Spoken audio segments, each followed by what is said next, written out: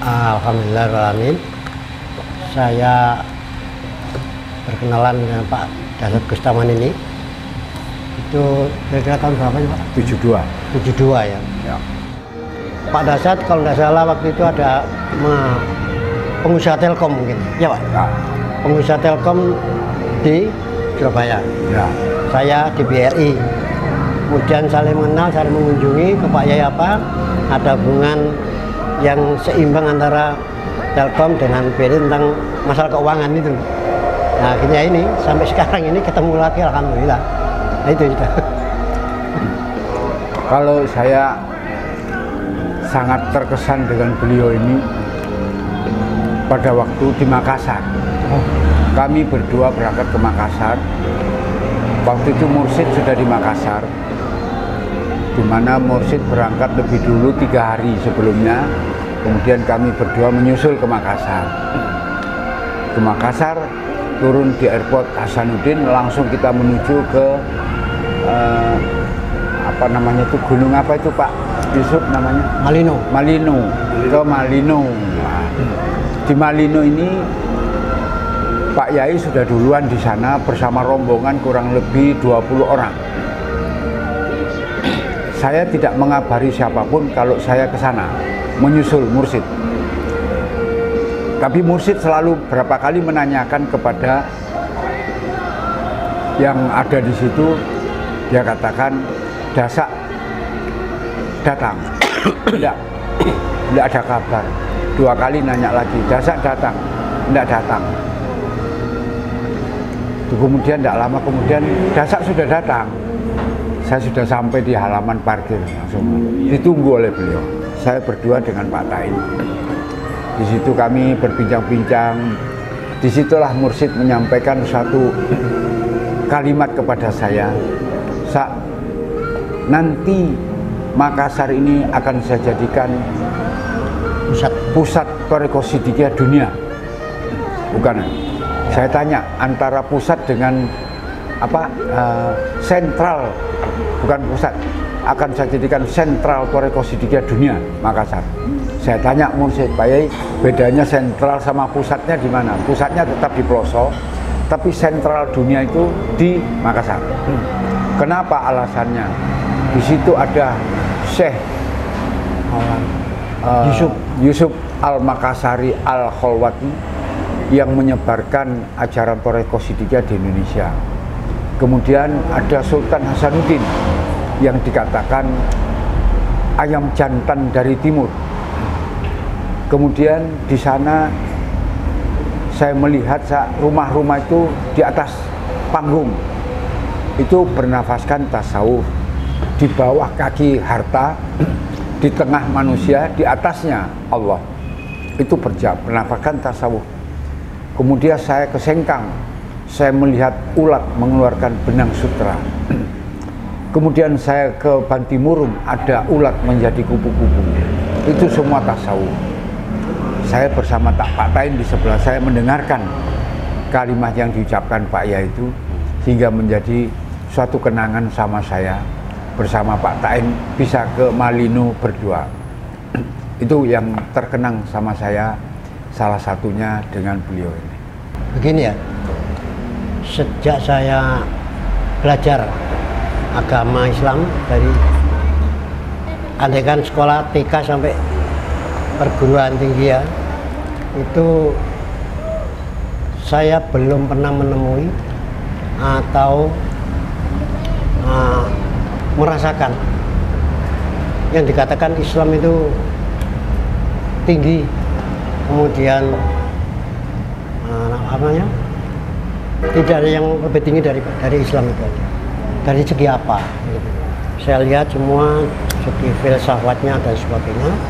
Akhirnya yang kurang bagi saya adalah birokani. Kenapa demikian? Karena waktu saya menghadap Pak Yai itu tidak banyak kata Pak Yai. Kamu siapa? Saya Mustain Karim, Bapak saya itu maaf Yai Abdul Karim. Oh iya.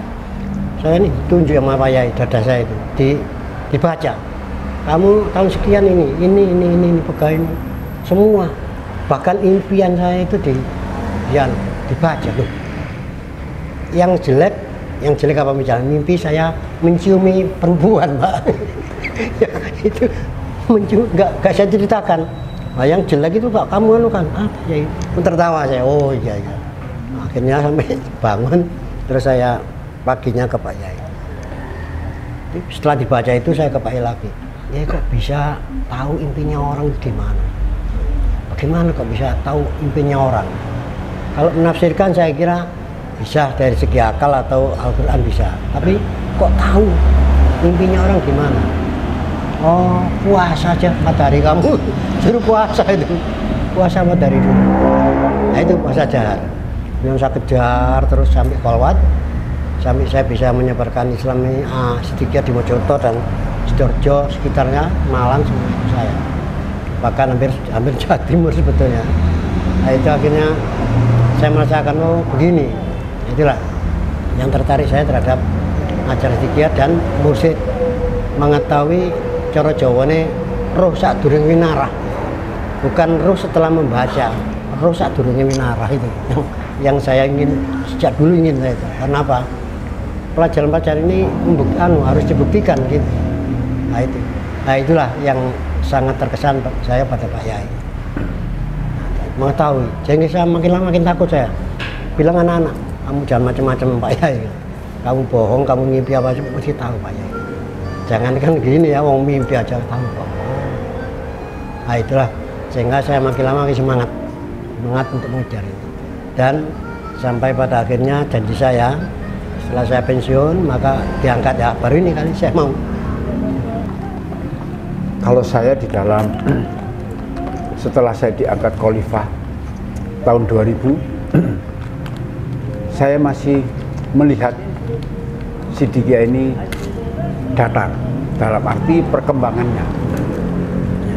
Waktu sebelum saya diangkat khalifah, saya itu ingin mengundurkan diri dari pencalonan khalifah tahun 99, tapi dilarang oleh Bunyai. Dia menyampaikan begini, saya ke sana datang ke rumah Bunyai Pak Yai di Ploso. Saya mengatakan, Bu, saya mengundurkan diri menjadi calon khalifah. Kenapa? Tidak kuat rasanya, beban hati ini tidak kuat.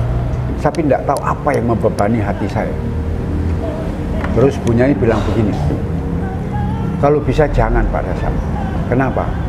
Pak Yai besar harapannya kepada Pak Dasa untuk menyebarkan Thoreko Siddiqiyah keluar Indonesia dan seluruh Indonesia.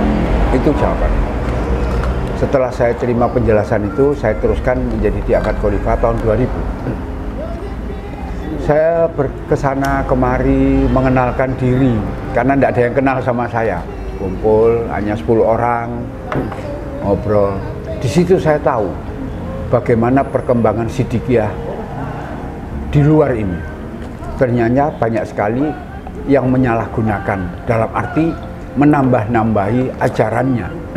Seolah-olah orang itu mampu menambahi, padahal ajaran Siddiqiyah itu tidak ada yang bisa menambahi ajarannya. Ajaran itu sudah hak Thoreko Siddiqiyah, benar. Kalau ada orang menambahi, itu adalah penyelewengan dari Thoreko Siddiqiyah. Makin lama makin banyak yang saya temui, makin lama makin tahun makin banyak saya temui. Itu yang saya benarkan, berusaha membenarkan kepada jalur yang sebenarnya. Sampai suatu hari saya berbincang dengan Pak Tain. Bagaimana Pak Tain ini? Warga Siddiqiyah kok banyak yang masih belum sukses dalam hidupnya, belum berhasil di dalam hidupnya, bahkan masih banyak yang terpuruk. Dalam hal ini kita sepakat bahwa semua ini karena tidak menjalankan semua syariat Islam dan ajaran Thoreko Siddiqiyah. Itu harus seimbang antara ajaran Islam yang benar, sholat, puasa, zakat, haji, kemudian bersyahadat, kemudian berzikir. Jadi kalau sudah dipenuhi itu semua, insya Allah hidupnya tidak ada yang terpuruk, tidak ada yang susah, tidak ada yang tidak berhasil. Insya Allah semua berhasil. Itu kesepakatan saya dengan Pak Tain. Mari kita sama-sama membangun ini supaya Siddiqiyah benar-benar kembali kepada ajaran yang murni. Itulah tekad saya berdua ini dengan beberapa khalifah tentunya. Nah, kedepannya saya juga tetap pada keinginan itu sampai saya menghadap mursyid, sampai salam komando bahwa saya berjanji Pak Yai untuk menyebarkan Thariqah Siddiqiyah seluruh dunia dengan satu komando mursyid Thariqah Siddiqiyah Syekh Muhtarullah Al-Mujtaba. Itu saya mengucapkan. Salam komando. Artinya yang sudah sampai dulu ya, saya sudah bisa menyebar kemana-mana menjadi khalifah. Yang untuk saya pribadi berucap itu dianjurkan Pak Yai mendirikan pondok. Sudah berapa puluh tahun saya ini, bahkan dikasih uang sama Pak Yai. Pada waktu itu 300 juta lah berapa? 30 juta. 30 juta. Dirikan pondok ini kamu. Saya masih belum sanggup. Karena apa?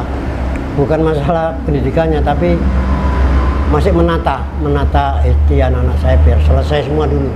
Baru saya berani, artinya berani itu mampu untuk mengatasi keluarga dan perjuangan.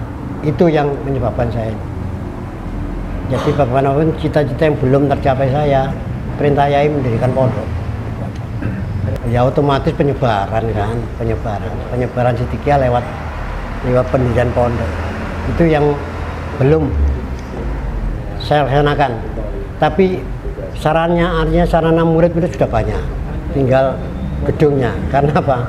Yang namanya pendidikan kan ada gedungnya, ada manusianya. Tapi ada manusianya, gak ada gedungnya. Bukan kan? Ada gurunya. Tiga ini syarat ini. Ada gedung, ada manusianya, muridnya, juga ada gurunya. Kalau tiga ini belum, ya saya kira belum satu bangunan yang utuh. Ya, itulah yang belum saya anukan, belum terlaksana. Kalau saya pribadi,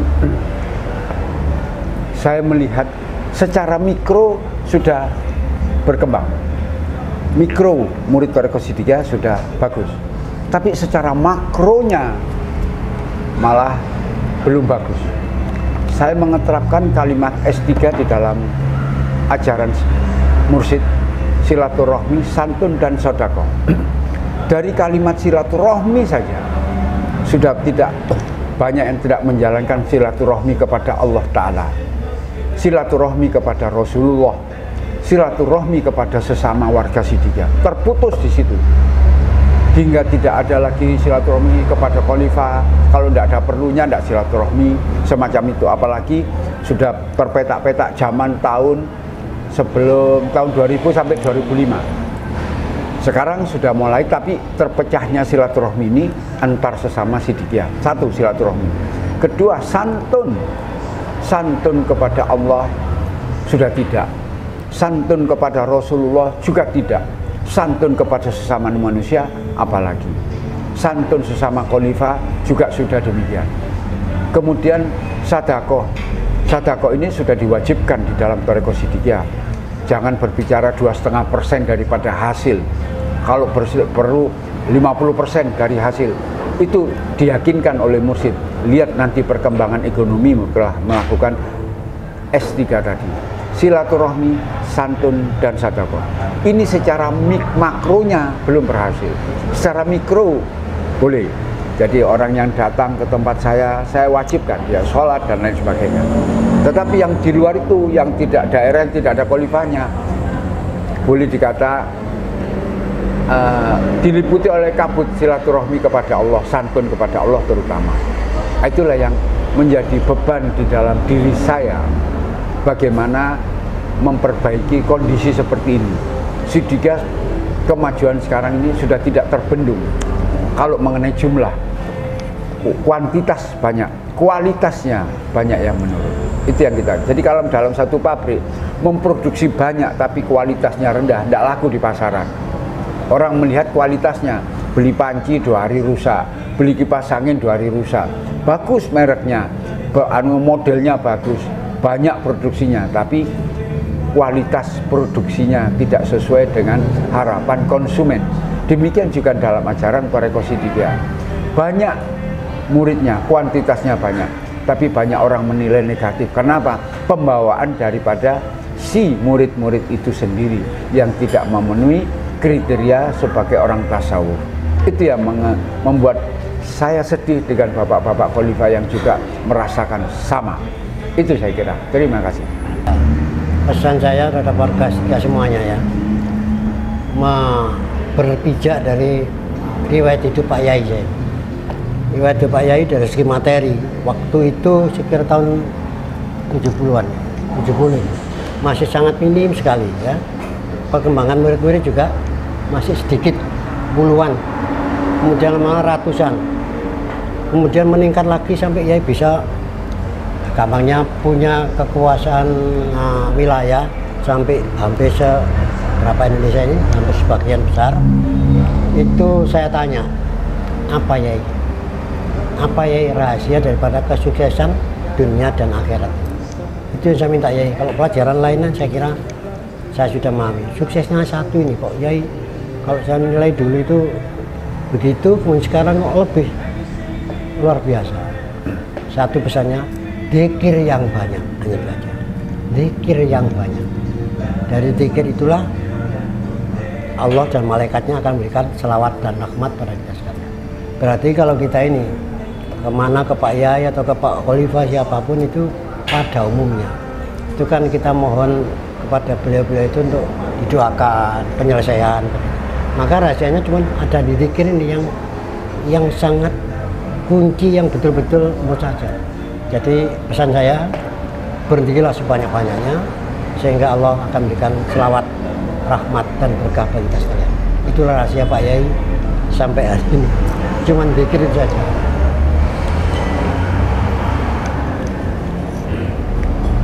Jadi harapan saya, ada beberapa contoh kejadian. Beberapa hari yang lalu ada murid Sidikiyah, tapi sudah bertahun-tahun tidak ketemu, kerja di Bekasi. Dia ternyata diperiksa swab positif. Sekali diperiksa positif, 2 kali diperiksa positif, sampai ketiga kalinya positif. Saya melihat kenapa dia keluar. Saya WA tadi. Kamu sholatlah kamu 5 waktu, zikir jaharmu lakukan. Baru dia teringat, iya kok sudah lama saya. Keenakan, di dalam posisi nyaman dia lupa segalanya. Sekarang sudah jadi kepala pabrik apa, tak tahu lah jabatan. Tapi jelas dia punya kehidupan sudah bagus, punya rumah, punya mobil, punya keluarga. Tapi dia lupa. Sekarang kena dia, tapi saya ingatkan, coba kamu sholat kembali lagi dan lakukan zikirmu, insya Allah beres. Nah tadi saya sudah peringatkan itu. Nah nanti kemudian saya akan lihat hasilnya 1 minggu nanti dia akan diperiksa lagi swabnya. Insya Allah tidak terkena swab lagi. Artinya penyakitnya positif mungkin jadi negatif. Sudah banyak murid yang semacam itu ternyata periksa kemudian negatif. Itu hasil daripada zikir yang dikatakan Pak Taing tadi. Nah sekali lagi saya hanya ingin menyampaikan S3 ditegakkan dengan sempurna dan sebaik-baik mungkin sesuai dengan keinginan mursyid. Pasti sudah bagus semuanya dan berhasil dalam kehidupannya, itu insya Allah sudah tidak diragukan karena Allah yang mengijabahi doanya. Lakukan dengan sholatmu 5 waktu, lakukan dengan sholatmu tahajud, insya Allah. Itulah harapan saya, semua bisa seirama kita. Jangan hanya khalifahnya saja yang berzikir, bersolat, bertahajud, muridnya tidur nyenyak. Jadi istilahnya selalu minta, Pak Dasak saya mohon didoakan, tapi dia tidak mendoakan dirinya. Nah bagaimana saya mendoakan, dia dirinya aja tidak mendoakan. Nah inilah, jadi harus ada kesinambungan doa. Dia minta didoakan, saya doakan, tapi kamu mendoakan dirimu dengan memenuhi kriteria syariat dan hakikatnya tadi. Itu harapan saya. Ya apa yang disampaikan Bapak Khalifah Dasyat Bustaman sama saya sebagai Khalifah, barangkali tadi ada yang kurang lebihnya. Demikianlah sekedar memori saya selama melaksanakan ajaran Sidikiyah dari Mursyid Thariqah Sidikiyah Bapak Muhammad Ustaz Mukhtar Mukti Loso Jombang. Dan dengan demikian sungguh sangat berbahagia saya di dalam melangkah kehidupan dunia akhirat.